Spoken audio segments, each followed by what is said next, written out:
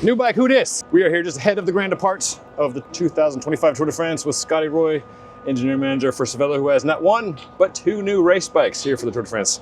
Scotty, what is this new S5 that we are looking at here?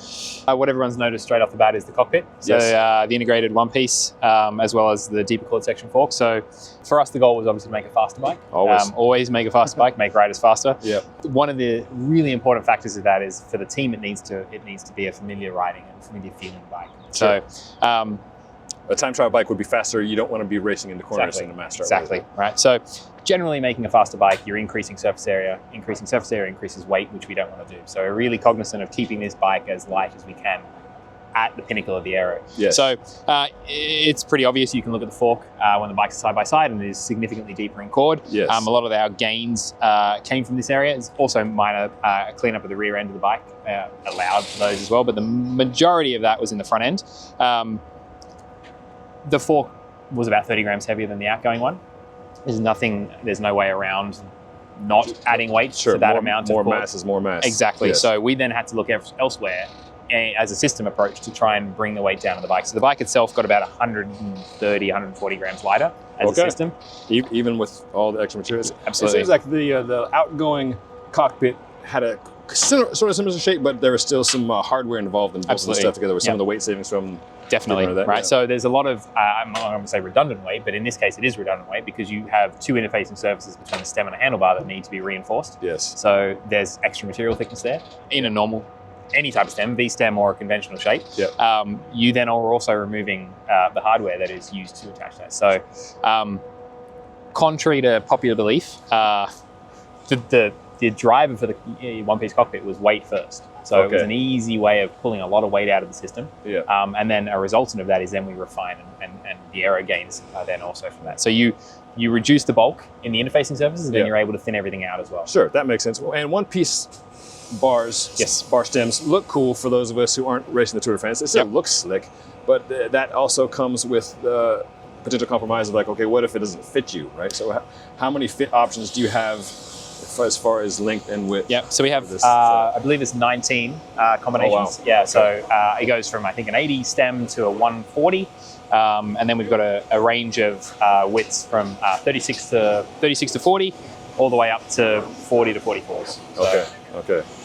And the 44s is going to be what everybody's on if the UCI continues forward, even for riders the size of Jonas Vingegaard, who this is one of his four race bikes. One of his four race bikes here. Yeah. The bottom bracket area, I mean, that was already pretty deep and pretty aero. Were there any changes there as far as shape or geometry? Yeah, this is the third iteration of the S5 platform with the V-stem, so it's just a continual refinement. It's still our press fit BB right. We still believe that it's the stiffest and lightest solution for the market at this level. It's just essentially smoothing up the area and refining that airflow and allowing us to keep that ride feel and that stiff bottom bracket. Riders are going shorter cranks. Does that affect, at some point that has to affect the rest of the bicycle? Correct, right? yeah. And so, is that taken into account here? The bottom bracket's dropped to 2 mil. That will tiny little, well, this bike, when we start, it's 3 years. At this point for us, this bike's 3 years old. Yeah. So we penned this 3 years ago and the BB drop and the geometry corrections that we made in the fork as well to normalize for 29C tires, 29mm tires. Mm-hmm. So for the riders, the bike will feel and handle the same as it did the previous generation. I think we have a really close working relationship with Visma, as well as SRAM now that they're on board, and you are noticing a trend into shorter cranks. So we started this 3 years ago, and we're obviously working on new bikes currently.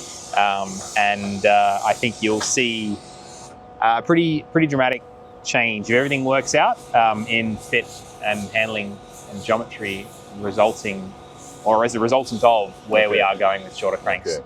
Stay tuned for more on that. Absolutely. The wheels, once upon a time I was at the Tour de France quite often. Now I'm doing gravel stuff, so I'm ignorant of the latest and greatest of road stuff. But to my ignorant eyes, these new 5764s look new to me. Are they new for this bike or new for a Pont? Okay. Yeah, new for this bike. What's the story? Designed in, so we do all the design work and aero development for Reserve. It is a sister brand. part of the Bond family. Absolutely. Yep. So the previous generation bike was a 5263 front and rear split. So we've gone 5764. Two major takeaways. The rear wheel is a really high asymmetry. So our bikes always have an asymmetric seat tube. Just an inherent design feature of having an oversized, exactly, a drivetrain and an oversized bottom bracket. Exactly. Weirdly, a lot of people were surprised by me saying that over the last couple of days. So the previous generation wheels, the 5263s, were designed after the S5. They were designed for the S5, but they were designed after the S5 was basically penned. So right at the beginning of this project, we were given the green light to do a new set of wheels. So it was a very back and forward. Any changes we made in the wheels, we then optimized the frame to match those wheels, and any changes that were made in the frame would then get rolled backwards, if necessary, into the wheel. So the rear wheel is now fully tucked and optimized for 29s for this bike. So the wheels themselves, like for like, are faster than the outgoing 5263s, but it is also, in this bike, the fastest combination that we have. On the front, it's a significantly deeper and wider section profile of rim, and that was done, we talked about turbulent aero last generation, and we continue to test both in laminar and in turbulent flow. What the turbulent regime allows us to do is really understand the stall characteristics. So it's really important for the front wheel. Having a very controlled stall allows for a very stable wheel. So, and which is important when that wheel is sitting on a steering column, not as a relatively fixed position here. Exactly. Yes. I'm curious of your thoughts on Specialized flipping the script on going super deep on the front and shallower on the rear. And I certainly, with my very limited knowledge of physics, it makes sense to me that, front wheel is important. Absolutely. That's hitting the clean air, this is hitting dirty air. But as a rider, I also know that the deeper the front gets, the more of a handful or handfuls it is. What do you think about this wheels? So I think that they're optimizing for a different set of solutions. So they have a single platform that they have to try and balance weight and aero gains, where we have a completely different bike that we use in the mountains in the R5. And our S5, we already know it's at the pointy end. It's I think Jonas's bike is 7.3 kilos fully built. So we have more margin to continue to push the boundaries from aero. It's not an incorrect assumption, but there are still gains in the rear for having deeper sections. And there is speed to be had. Testing in the turbulent regime isn't unique to us. It's not a proprietary system. It's just running a different Reynolds number in CFD, and then also trying to match those numbers in the wind tunnel. And as I mentioned, so we optimize initially all in laminar flow, and then we cross-check that in turbulence to see how that wheel behaves.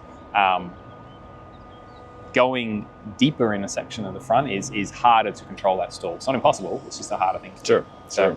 For us, it's the best, we think it's the best solution. Super cool, new Cervélo S5, nice work on that. Thank you. Would you walk us through the other new bike? Absolutely. Here at the Tour de France. All right, great, thanks. New bike, who dis? This is the Cervélo R5 of a certain Matteo Jorgensen, size 58. It's silly light. What is the actual weight of this one, Scotty? So Matteo's bike, as it stands, is just on 6.8 kilo, 6.85, 6.9. But size 56 production on the shop floor, out of box, is under 6 kilos. Wow. Yeah. Wow, that's incredible. And just pencil thin stays. Yeah, just everything seems minimalist. Absolutely. To my eye. It's a brand new bike. Every tube has been refined. This is also a project that's at the end of its life for us. It's 3 years. It's taken a lot of effort. It's very difficult to make a light bike that still remains stiff and still remains at the level that the pro team need to use. So there was no restriction on what we were able to look at. So an example of that is we made our own UDH hanger to save 1 gram. So that got approved. That never happens. So one of the big takeaways, I think, is what we've done with the front brake mount.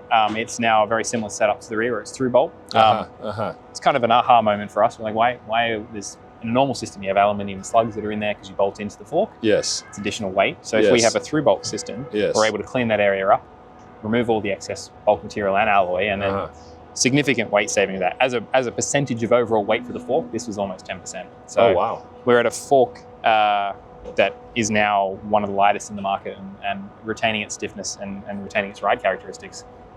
Another obvious part is obviously the one-piece cockpit. So Sure. in a similar approach to the S5, it was a weight-driven goal. Again, you remove all that excess material and reinforcement and bolts. You end up with a system that's incredibly light and incredibly stiff. And looks sharp to boot. It does. Yeah, this is a beautiful machine. Congratulations on all your team's hard work. And yeah, the team and everyone at Cervélo it's been a tough, long 3 years. It's been three difficult projects in the Aspero 5 and S5 and the R5, and it's great. And I'm very fortunate to come here and chat with the team and see everyone's reaction to it. So it's humbling. Yeah, well, and best of luck to you at this year's Tour de France. Thank you. Thanks, Scotty. Cheers.